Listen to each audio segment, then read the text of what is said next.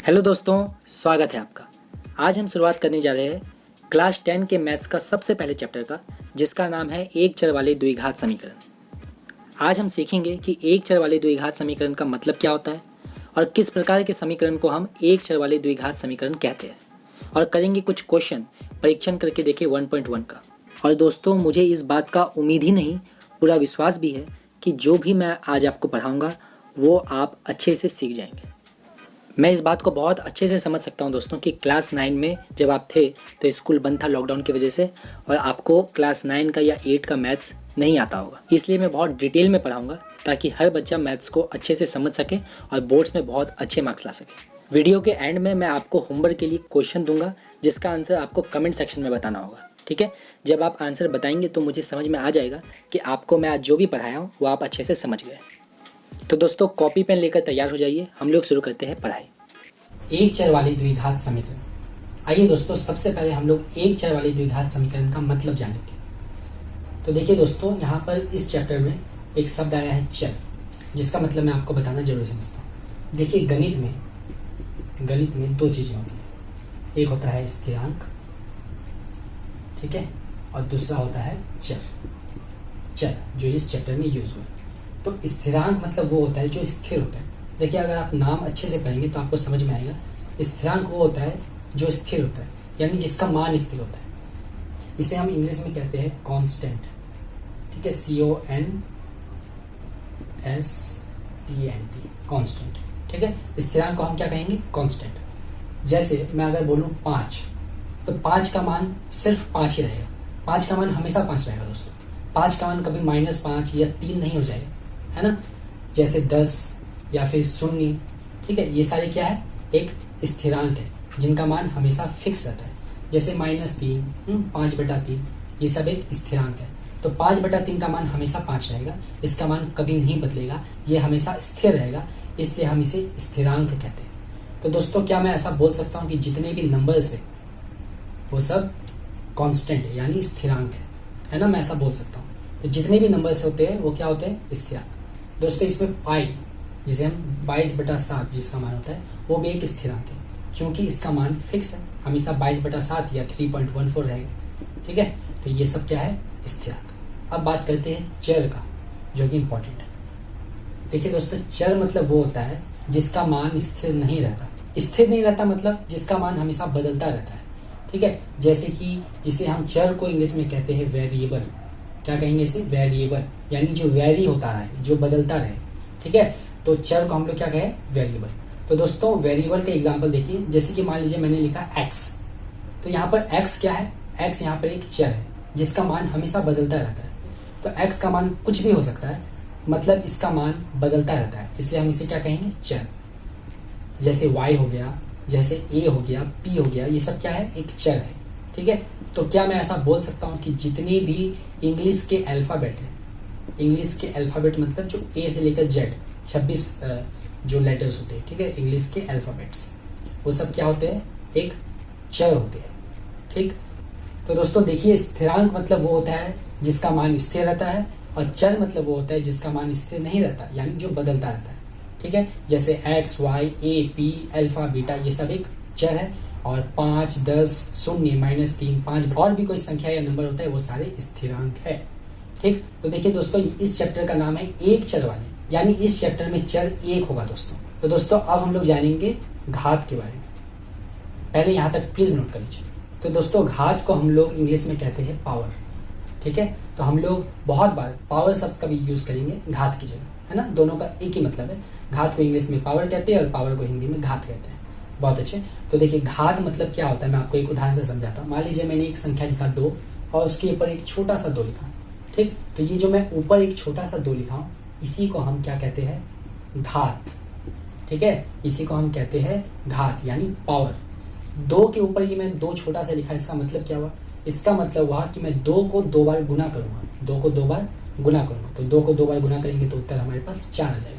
इसी प्रकार अगर मैं 3 का घात 2 लिखूं, ये जो ऊपर मैंने छोटा सा 2 लिखा, इसे हम क्या कहेंगे? घात। किसका? 3 का। तो 3 का घात 2 मतलब 3 को 2 बार मैं गुना करूंगा, और 3 को अगर मैं 2 बार गुना करता हूँ तो उत्तर मेरे पास 9 आएगा। उसी प्रकार अगर मैं -3 का घात 3 लिख दूं, -3 का घात मैंने क्या लिखा? 3।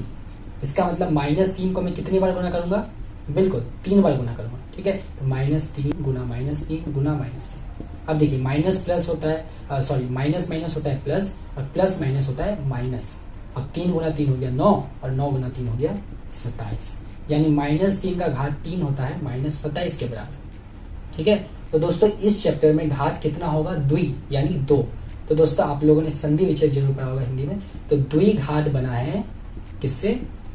द्वि प्लस घात से। ठीक है, द्वि प्लस घात से। तो यहाँ पर द्वि मतलब होता है 2, और घात मतलब तो पावर, जो अभी मैंने आपको एक्सप्लेन किया। ठीक है, तो इस चैप्टर में हम लोग 2 घात की बात करेंगे। यानी अगर मैं कोई चर के ऊपर 2 लिखूं, जिसे हम कहेंगे एक्स स्क्वायर, तो एक्स स्क्वायर। ठीक है, तो इसका ही हम लोग सिर्फ बात करेंगे इस चैप्टर में। मतलब इस चैप्टर में हमारे पास चर कितने होंगे? 1, और घात कितने होंगे? 2। ठीक है, और समीकरण का मतलब तो आप बिल्कुल जानते होंगे दोस्तों। समीकरण मतलब क्या होता है? जो समान है। यानी मैं मान लीजिए कहीं पर लिखा बराबर, और यहाँ पर कुछ लिख दिया और यहाँ पर कुछ लिख दिया, तो ये एक समीकरण हो गया। मान लीजिए मैंने लिख दिया 2x + 3 = 8, तो ये क्या हो गया? समीकरण। क्योंकि बीच में बराबर का चिन्ह, अगर बीच में कभी भी बराबर का चिन्ह होता है तो उसे हम क्या कहेंगे? समीकरण। तो दोस्तों एक चर वाली द्विघात समीकरण का मतलब मैं आशा करता हूँ आप अच्छे से समझ गए होंगे। हम लोगों ने सबसे पहले पढ़ा कि गणित में 2 चीजें होती है, स्थिरांक और चर।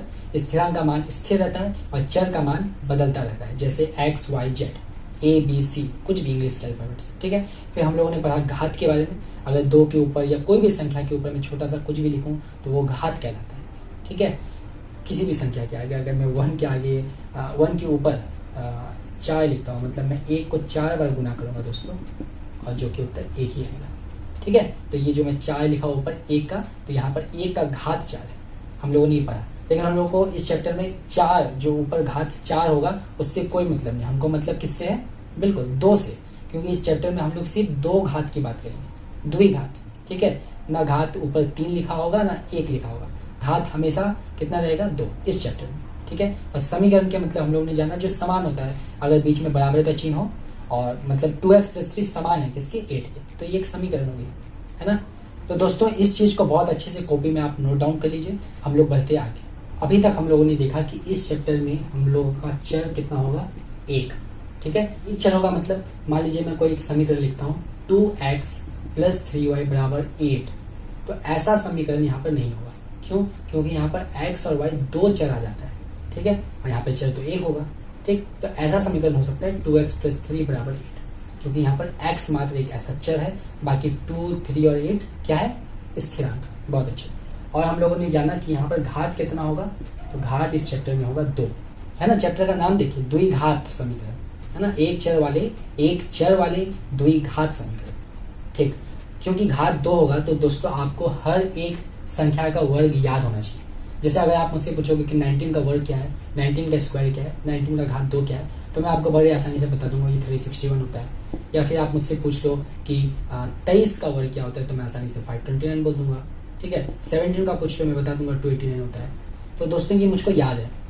तो मैं आपसे पूछूंगा 19 का स्क्वायर क्या होगा, तो आप 19 गुना 19 करोगे तो आपका कितना समय बर्बाद होगा, है ना। तो हम लोगों को माध्यमिक एग्जाम में समय बर्बाद बिल्कुल नहीं करना है दोस्तों, आपको स्क्वायर याद होना चाहिए। क्योंकि चैप्टर का नाम देखिए ना, द्विघात समीकरण है, तो आपको घात बिल्कुल याद होना चाहिए। अगर आपको अपना समय बचाना है एग्जाम में, तो आपको ये सारी चीजें में गुना 19 और 19 का गुना करके समय बर्बाद बिल्कुल नहीं करना दोस्तों। आप लोगों को वर्ग याद होना चाहिए, क्योंकि दोस्तों मैं आपको पढ़ा रहा हूँ, इसलिए मुझे होमवर्क देना भी मैं जरूरी समझता हूँ। और मैं आपको होमवर्क देता हूँ कि आपको 1 से कम 30 तक, ठीक है, 30 नहीं तो आप पहले स्टार्टिंग में 20 तक कीजिए। तो 1 से लेकर 30 तक का आपको स्क्वायर याद होना चाहिए, यानी वर्ग याद होना चाहिए। तो ये आपका हो गया होमवर्क। तो दोस्तों अब सवाल आता है कि हम लोग एक चर वाले द्विघात किस प्रकार के समीकरण को कहेंगे, है ना। तो आप कॉपी में हेडिंग डालिए, एक चर वाले द्विघात समीकरण की धारणा।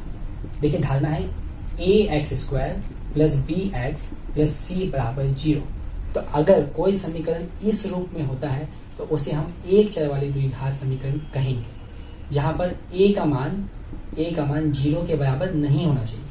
ठीक है, अगर मैं बराबर 0 लिखता मतलब a बराबर 0 है, और यहाँ पर मैंने काट दिया मतलब a 0 नहीं होना चाहिए। तो 0 छोड़ के कुछ हो सकता है। अगर ये आपको समझ में नहीं आया तो देखिए आगे मैं आपको एग्जाम्पल से अच्छे से समझा देता हूँ।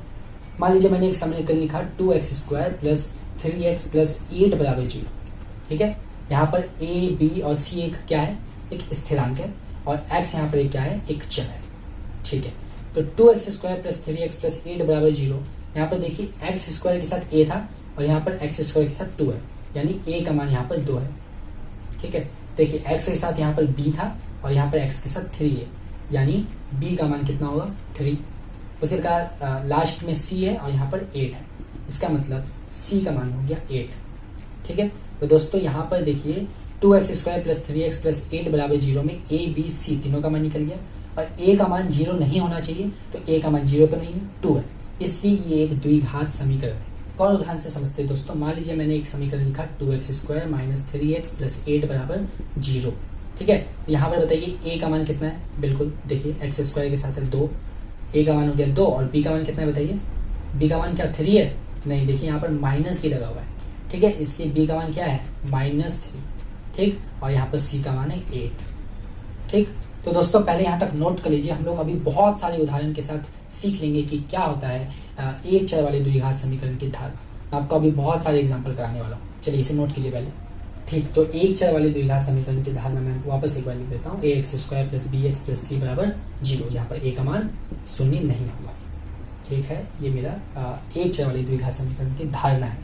तो अब हम लोग एक और उदाहरण देखते हैं। मान लीजिए मैंने लिखा 2x square plus 8 plus 3x बराबर 0। तो बताइए यहाँ पर a का मान क्या है, 2, और b का मान बताइए क्या है। तो दोस्तों क्या आप लोगों ने 8 बोला, तो अगर आप लोगों ने 8 बोला तो आप गलत है, b का मान 3 होगा। ठीक है, और c का मान 8 होगा, c का मान 8 होगा। तो जो पहला होता है वो a का मान, जो दूसरा होता है वो b का मान, और जो तीसरा होता है वो c का मान नहीं होता। जो x स्क्वायर के साथ लगता है वो a का मान होता है, जो x के साथ लगता है वो b का मान होता है, और जो किसी के साथ नहीं रहता, जो अकेला रहता है, जो तन्हा रहता है, वो c का मान होता है। ठीक है, मतलब x स्क्वायर के साथ a का मान है ना, x स्क्वायर का ये जो a है इसे हम गुणांक कहते हैं। ठीक है, जो x स्क्वायर के साथ जो भी संख्या होता है ना, इस चर के साथ जो संख्या आगे लगा हुआ है उसे हम गुणांक कहेंगे। तो x स्क्वायर का गुणांक यहाँ पर a है, x का गुणांक b है। ठीक है, और यहाँ पर कुछ नहीं है, मतलब ये x का घात 0 है। ठीक है, x का घात 1 होता है दोस्तों, ये तो आपको बिल्कुल पता होगा। तो यहाँ पर x का घात 2, और यहाँ पर x का घात कुछ नहीं लिखा हुआ, मतलब क्या है, 1। ठीक है, कुछ नहीं लिखा हुआ मतलब 1, और यहाँ पर तो x ही नहीं है, कुछ घात ही नहीं है, तो यहाँ पर x का घात 0 हुआ, क्योंकि x का घात 0 क्या होता है, 1। ठीक है, तो बस आप अभी इतना समझिए कि जो x स्क्वायर के साथ होता है वो a का मान होता है, जो x के साथ होता है वो b का मान होता है, और जो किसी के साथ नहीं रहता वो c का मान होता है। ठीक है, तो मैं इसे 2x स्क्वायर को लास्ट में लिख दूं या पहले लिख दूं, a का मान हमेशा 2 ही रहेगा। तो x स्क्वायर के साथ रहेगा, मतलब यहाँ पे कोई दूसरा चर भी हो सकता है, y भी हो सकता है। ठीक है, तो देखिए दोस्तों एक और एग्जाम्पल समझते हैं। तो मान लीजिए मैंने लिखा 3y स्क्वायर माइनस 3 बराबर 0। तो आप मुझे बताइए इसमें क्या ये द्विघात समीकरण है। तो बिल्कुल दोस्तों ये द्विघात समीकरण है। देखिए क्यों, यहाँ पर a का मान क्या होगा बताइए। देखिए जो y स्क्वायर के साथ है वो a का मान होगा, बिल्कुल 3, और जो y के साथ होना चाहिए वो होता है b का मान, लेकिन यहाँ पे y है ही नहीं, है ना, y वाला जो अंश है वो है ही नहीं, इसलिए यहाँ पर b का मान 0 होगा दोस्तों। ठीक है, और c का मान क्या होगा, 3 की -3, बिल्कुल -3 होगा। अच्छा, तो अब मुझे बताइए क्या x स्क्वायर बराबर 0 द्विघात समीकरण है। सोचिए थोड़ा, क्या x स्क्वायर बराबर 0 द्विघात समीकरण है। तो बिल्कुल है। देखिए जो x स्क्वायर के साथ लगता है वो किसका मान होता है, a का मान। तो यहाँ पे x स्क्वायर के साथ क्या है, यहाँ पर x स्क्वायर के साथ कुछ नहीं मतलब 1 है। ठीक है, x स्क्वायर के साथ कुछ नहीं मतलब 1 है। यहाँ पर a का मान क्या होगा दोस्तों, बिल्कुल 1 होगा, और x और कोई अकेला दिख नहीं रहा है, मतलब यहाँ पर b का मान 0 और c का मान भी 0 होगा। ठीक है, तो दोस्तों देखिए यहाँ पर x स्क्वायर a का मान 0 नहीं होना चाहिए, यहाँ पर a का मान 0 तो है नहीं, 1 है, तो 0 छोड़कर कुछ भी हो सकता है। यहाँ पे माइनस एक्स स्क्वायर भी हो सकता है। ठीक है, तो अगर माइनस एक्स स्क्वायर होता है तो a का मान क्या हो जाता है, -1। ठीक है दोस्तों, तो इतना नोट कर लीजिए। हम लोग कुछ और उदाहरण करते हैं जिससे आपको एक चर वाले द्विघात समीकरण और अच्छे से समझ में आ जाए। ठीक है, तो दोस्तों नोट कर लीजिए प्लीज। तो दोस्तों ये उदाहरण देखिए, क्या ये द्विघात समीकरण है बताइए, 3x³ यानी घात 3 प्लस 3x प्लस 8 बराबर 0। तो क्या ये द्विघात समीकरण है, बिल्कुल नहीं दोस्तों, ये द्विघात समीकरण नहीं है। क्यों, देखिए यहाँ पर घात 3 आ गया। तो दोस्तों आपको तुलना करना है तो आप इसे तुलना करेंगे, है ना, इसके साथ। जो कि है एक चर वाले द्विघात समीकरण की धारणा ax² + bx + c = 0, जहां पर a का मान शून्य नहीं है। तो कहीं पर भी घात यहाँ पर 3 नहीं है और यहाँ पर घात 3 आ गया। तो घात 4 आ जाए, 5 आ जाए, 10 आ जाए, 15 आ जाए, तो वो द्विघात समीकरण नहीं होंगे। ठीक है, द्विघात समीकरण वही होंगे जिसका घात 2 हो। यानी द्विघात समीकरण में घात 2 तो बिल्कुल होना चाहिए दोस्तों। अगर मैं सिर्फ लिख दूं 3x + 3 = 0, तो ये भी द्विघात समीकरण नहीं होंगे, क्योंकि यहाँ पर घात कितना है बताइए? यहाँ पर घात कितना है? यहाँ पर घात कुछ नहीं, मतलब 1 है। ठीक है, तो ये भी द्विघात समीकरण नहीं होंगे दोस्तों। ठीक है, ये भी द्विघात समीकरण नहीं होंगे। द्विघात समीकरण वही होंगे जिसका घात 2। तो अगर मैं सिर्फ x² = 0 लिख दूं तो ये द्विघात समीकरण है ना। यहाँ पर a का मान, अगर द्विघात समीकरण है तो a b c का भी मान निकलेगा। यहाँ पर कुछ नहीं मतलब x² के साथ कुछ नहीं मतलब 1 है ना। और यहाँ पर घात हो जाएगा मतलब a का मान हो जाएगा 1 और b का मान हो जाएगा 0 और c का मान हो जाएगा 0। तो आशा करता हूँ दोस्तों आपको एक चर वाले द्विघात समीकरण कौन है और कौन नहीं है, इसमें फर्क आप आसानी से आप पहचान सकते हैं। किससे? इस धारणा से। दोस्तों आपको ये धारणा बिल्कुल याद करना है, बहुत इंपॉर्टेंट है दोस्तों। ठीक है, मैं डबल स्टार लगा रहा हूँ इसमें, यानी ये बहुत इंपॉर्टेंट है। ठीक है, तो अगर मैं आपसे पूछूं बताइए एक चर वाले द्विघात समीकरण क्या होती है धारणा उसकी, तो आपको यही बताना होगा ax² + bx + c = 0, जहां पर a का मान 0 नहीं होना चाहिए। अगर a का मान 0 हो जाए तो क्या होगा? देखिए a का मान अगर 0 होगा तो 0 × x² बन जाएगा 0, और जो x² वाला अंश है यानी जो घात 2 वाला अंश है वो हट जाएगा, और घात अगर 2 हट जाता है तो वो किसी हाल में द्विघात समीकरण नहीं होगा। ठीक है, जहाँ पर a b c एक क्या है? एक संख्या है, एक स्थिरांक है, और x यहाँ पर क्या है? एक चर है। इतना करने के बाद दोस्तों आइए हम लोग आपके गणित प्रकाश पुस्तक के परीक्षण करके देखे 1.1 की आरंभ करते हैं। ठीक है, अब हम लोग परीक्षण करके देखें 1.1 जो पेज नंबर 4 में है। तो दोस्तों मैं आपसे अब रिक्वेस्ट करूंगा कि आप वीडियो को पॉज करें और बुक ले लीजिए गणित प्रकाश पुस्तक और पेज नंबर 4 खोलिए। परीक्षण करके देखें 1.1 क्वेश्चन 1। देखिए दोस्तों बुक में लिखा हुआ है निम्नलिखित बहुपदी व्यंजकों में कौन सा द्विघात बहुपदी व्यंजक है, समझ कर लिखिए। यानी इस प्रश्न में हमें बताना है कि कौन सा समीकरण द्विघात समीकरण है और कौन सा समीकरण द्विघात समीकरण नहीं है।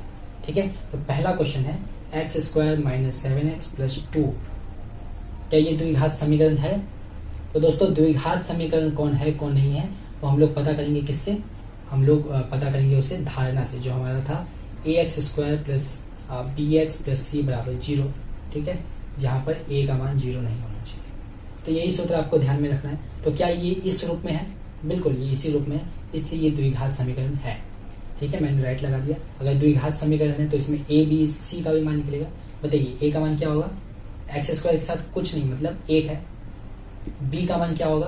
-7 दोस्तों, और c का मान होगा 2।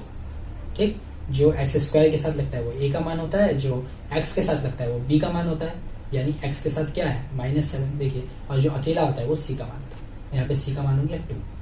ये था 1 का 1। दूसरा पार्ट करेंगे दोस्तों।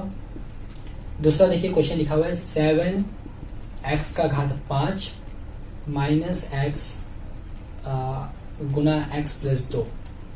तो बताइए दोस्तों क्या ये द्विघात समीकरण है? तो दोस्तों ये द्विघात समीकरण नहीं है। क्यों? क्योंकि यहाँ पर घात 5 आ गया। मैंने आपको क्या बताया था कि घात सिर्फ 2 होना चाहिए। अगर कोई समीकरण में घात 2 नहीं होता तो आप डायरेक्ट क्रॉस कर दीजिए कि वो द्विघात समीकरण नहीं है। ठीक है, जब द्विघात समीकरण ही नहीं है तो इसमें a b c का मान निकालने की तो कोई बात ही नहीं होती दोस्तों। देखिए चौथा नंबर, तीसरा भी कराऊंगा, पहले चौथा में करा देता हूँ। देखिए लिखा हुआ है 2x - 1, क्या ये द्विघात समीकरण है? बिल्कुल नहीं है। क्यों नहीं है? क्योंकि यहाँ पर x का घात कितना है? 1 है ना। कुछ नहीं, यहाँ पर x का घात कुछ नहीं मतलब 1 है, ये तो हमको पता है। और घात कितना होना चाहिए दोस्तों? 2 होना चाहिए। घात अगर 1 होता है तो वो द्विघात समीकरण नहीं है। ठीक, तो पहला द्विघात समीकरण था क्योंकि यहाँ पर घात 2 था। दूसरा द्विघात समीकरण नहीं है, क्यों? क्योंकि घात 5 हो गया। ठीक है, और चौथा द्विघात समीकरण नहीं है क्योंकि यहाँ पर घात वापस 2 नहीं है, सिर्फ 1 है। ठीक, अब तीसरा नंबर करेंगे दोस्तों। पहले यहाँ तक प्लीज नोट कर लीजिए। 2x गुना x + 5 + 1, क्या ये द्विघात समीकरण है? तो दोस्तों अगर आप इसे पहले नजर में देखोगे तो बोलोगे ये द्विघात समीकरण नहीं है क्योंकि x का घात 1 है। लेकिन अगर जब आप 2x को x के साथ और 2x को 5 के साथ गुना करोगे, ठीक है, क्योंकि ये 2x ये गुना है x + 5 के साथ, ठीक है, तो हमें इसे गुना करना होगा। तो 2x × x क्या हो जाएगा? देखिए x गुना x क्या हो जाता है? x का घात 2, क्योंकि यहाँ पर 1 था और यहाँ पर 1 था, और गुणा में घात का योग होता है, प्लस होता है, तो 1 + 1 कितना हो गया 2, तो 2x गुना x क्या हो गया 2x² प्लस 5 × 2x कितना होगा, तो 5 2 होता है 10 और x आया x और ये प्लस। तो अब बताइए दोस्तों, क्या ये द्विघात समीकरण है? बिल्कुल, ये इसी का रूप है दोस्तों। मतलब ये इसको ही मैंने जब सॉल्व किया तो ये आया, मतलब ये वाला समीकरण द्विघात समीकरण है। अब आप मुझे बताइए इसमें a b c का मान क्या होगा। तो दोस्तों क्या आप इसका a b c का मान मुझे बता सकते हैं? तो मैं आपको ये होमवर्क दे रहा हूँ दोस्तों। तो मैं आपको हर वीडियो के एंड में एक क्वेश्चन दूंगा होमवर्क का, जिसका आंसर आपको कमेंट सेक्शन में बताना है, जैसा कि मैंने आपको स्टार्टिंग में वीडियो के बताया था दोस्तों। तो आपको मुझे बताना है कि यहाँ पर a का मान, b का मान और c का मान क्या है। ठीक है, तो दोस्तों अगर आप आंसर मुझे कमेंट सेक्शन में बताते हो तभी मुझे समझ में आएगा कि मैं आपको जो पढ़ा रहा हूँ आपको अच्छे से समझ में आ रहा है। ठीक है, बहुत आसान है, a b और c का मान क्या होगा, आपको मुझे आंसर कमेंट सेक्शन में बताना है। तो दोस्तों आंसर कमेंट सेक्शन में बताने में बिल्कुल संकोच ना करें, आप बिल्कुल कमेंट सेक्शन में बता सकते हैं। और अगर आपको आज के वीडियो में कोई डाउट भी हो तो भी आप आंसर मुझे कमेंट सेक्शन में बता सकते हैं। ठीक है, मैं आपका आंसर जरूर दूंगा दोस्तों। तो दोस्तों हम लोगों ने नंबर 1 क्वेश्चन का चारों पार्ट कर लिया, अब हम लोग 4 नंबर प्रश्न करेंगे। दोस्तों 2 और 3 नंबर प्रश्न ज़्यादा इंपॉर्टेंट नहीं है, ये सारे प्रश्न माध्यमिक एग्जाम में नहीं आते हैं। ठीक है, आमतौर पर नहीं आते, इसलिए हम इस पर ज़्यादा ध्यान नहीं देंगे। ठीक है, जो प्रश्न आते हैं मैं आपको बिल्कुल बताऊंगा कि ये प्रश्न आते हैं, इसको आपको बहुत ज़्यादा प्रैक्टिस करने की जरूरत है। हम लोग सिर्फ वही प्रश्न में ध्यान देंगे जो बोर्ड्स में आने की संभावना है, थोड़ा सा भी अगर संभावना है तो मैं आपको उसको करा दूंगा। ठीक है, जैसे मैं अगर आपको अभी 4 नंबर प्रश्न कराऊंगा तो 4 नंबर प्रश्न दोस्तों बोर्ड्स में आया हुआ है, इसलिए बहुत ध्यान से देखिएगा। तो दोस्तों देखिए 4 का पहला पार्ट, हम लोग 4 का सिर्फ पहला ही पार्ट करेंगे। ठीक है, तो देखिए प्रश्न क्या लिखा हुआ है, a-2 गुना x² + 3x + 5 = 0। अपने बुक में देखिए बराबर 0 कि किस मान के लिए द्विघात समीकरण नहीं होगा उसे लिखे। तो हमें क्या बताना है कि a का मान हम लोग क्या लिखे। दोस्तों ये बहुत इंपॉर्टेंट है, पहले तो आप इसे टिक कर लीजिए डबल स्टार। अगर मैं कोई प्रश्न के आगे लगाता हूँ इसका मतलब वो बहुत ज्यादा इंपॉर्टेंट प्रश्न। ठीक है, तो आप मुझे बताइए पहले तो एक चर वाले द्विघात समीकरण होते क्या है, मतलब किसे हम एक चर वाले द्विघात समीकरण कहें। तो बिल्कुल जो ax² + bx + c = 0, जहाँ पर a का मान 0 नहीं हो उसके रूप में हो उसे हम द्विघात समीकरण कहेंगे। तो जब a = 0 नहीं होगा तब द्विघात समीकरण होगा, और a = 0 हो गया तो अगर a = 0 हो गया तो द्विघात समीकरण नहीं हो पाएगा। तो आप a का मान अगर 2 रख देते हो और 2 से 2 घटने पर क्या बचेगा दोस्तों, 2 से 2 घटने पर 0 बचेगा, है ना। और देखिए 0 गुना x² हो जाएगा 0, और अगर x² वाला अंश हट जाता है तो वो द्विघात समीकरण नहीं हो पाता, है ना। इस प्रश्न में हमको यही बताना है कि कब द्विघात समीकरण नहीं होगा। ठीक है, तो अगर आप a का मान 2 रख दोगे, a = 2 रख दोगे तो ये द्विघात समीकरण नहीं होगा। तो इस प्रश्न का उत्तर क्या हो गया 2। ठीक है, तो दोस्तों ये माध्यमिक एग्जाम में आया हुआ है और सेम प्रश्न आया हुआ था, बिल्कुल हुबहू यही प्रश्न आया हुआ था। तो आपको वो रिक्त स्थान की पूर्ति में आया हुआ था, डैश लिखा हुआ था, तो आपको डैश की जगह पे 2 लिखना था और आपको 1 अंक बड़ी आसानी से मिल जाता। ठीक है, तो दोस्तों आज लेक्चर 1 में इतना ही करते हैं, हम लोग लेक्चर 2 में गुणनखंड करना सीखेंगे। ठीक है, गुणनखंड 9 क्लास का टॉपिक है दोस्तों, और मैं इस बात को बहुत अच्छे से समझ सकता हूँ कि क्लास 9 में जब आप लोग थे तो लॉकडाउन लगा हुआ था, सारे स्कूल्स बंद थे, है ना, तो आप लोग 9 क्लास बहुत अच्छे से नहीं पढ़ पाए होंगे, इसलिए मैं आपको गुणनखंड करना सिखाऊंगा। ठीक है, इस चैप्टर में गुणनखंड करना आपको बिल्कुल आना चाहिए, क्योंकि इस चैप्टर से 3 अंक का एक प्रश्न पक्का आता है दोस्तों बोर्ड में, और अगर आपको गुणनखंड करना नहीं आएगा तो आप 3 अंक का प्रश्न भी नहीं बना पाएंगे। इसलिए अगले वीडियो में हम लोग गुणनखंड करना सीखेंगे। तो दोस्तों आज हम लोगों ने क्या क्या पढ़ा मैं आपको एक बार वापस बता दूं। हम लोगों ने सबसे पहले चैप्टर का मीनिंग जाना, चैप्टर का मतलब जाना। सबसे पहले हम लोगों ने जाना चर का मतलब क्या होता है। ठीक है, उसके बाद हम लोगों ने घात के बारे में जाना, समीकरण के बारे में जाना। उसके बाद हम लोगों ने जाना कि एक चर वाले द्विघात समीकरण की धारणा क्या होती है। तो धारणा क्या होती है दोस्तों, ax² + bx + c = 0, जहां पर a का मान 0 नहीं होना चाहिए। ठीक है, तो दोस्तों हम लोग नेक्स्ट लेक्चर में बिल्कुल बढ़ेंगे जिसमें हम लोग गुणनखंड सीखेंगे, लेकिन उससे पहले आपको जो मैंने आपको होमवर्क दिया उसका आंसर आपको बिल्कुल कमेंट सेक्शन में बताना है। जैसा कि मैंने आपको बताया कि अगर आप आंसर देते हो तभी मुझे पता चलेगा कि आपको जो भी पढ़ाया गया आज के वीडियो में वो आपको अच्छे से समझ में आए। पहला मैंने आपको क्या होमवर्क दिया कि आपको 1 से 30 तक का वर्ग याद करना है। ठीक है, आपको ऐसे याद करना है कि 1 का स्क्वायर क्या होता है, 1 होता है, 2 का स्क्वायर क्या होता है, 4 होता है, ऐसे ऐसे करके आपको 30 तक जाना है। ठीक है, 30 का स्क्वायर क्या होता है तो 900 होता है, ऐसे करके आपको याद करना है। ठीक है, तो आप अगर 1 से लेकर 30 तक स्क्वायर याद करना है पहली बात, और दूसरा दूसरा मैंने आपको क्या होमवर्क दिया कि आपको मैंने एक समीकरण दिया था, समीकरण जो हमारे पास आंसर आया था, जो 1 का तीसरा नंबर था ना, 1 का तीसरा पार्ट था शायद से, था वो समीकरण 2x² + 10x + 1 = 0। तो इसमें आपको a का, b का और c का मान बताना था। तो इन दोनों का आंसर कमेंट करने के साथ साथ आप मुझे ये बिल्कुल बताइए दोस्तों कि आपको आज का वीडियो कैसा लगा। क्या आपको आज के वीडियो में हर चीज़ समझ में आया? आप मुझे ये बिल्कुल बताइए दोस्तों। और आपका हर एक कमेंट और आपका हर एक लाइक मेरे लिए बहुत मायने रखता है दोस्तों। तो आप नीचे बिल्कुल कमेंट करें। तो दोस्तों अगर ये वीडियो आपके लिए मददगार साबित हुआ हो तो इसे लाइक कीजिए और अपने दोस्तों के साथ जरूर शेयर कीजिए दोस्तों। और इस चैनल को सब्सक्राइब कर लीजिए ताकि मैं कोई भी नया वीडियो डालूं तो उसका नोटिफिकेशन आपके मोबाइल में आ जाए और आप फटाफट से वीडियो देखें। ठीक, तो मेरा नाम है प्रशांत और वीडियो को अंत तक देखने के लिए और चैनल को सब्सक्राइब करने के लिए बहुत बहुत धन्यवाद।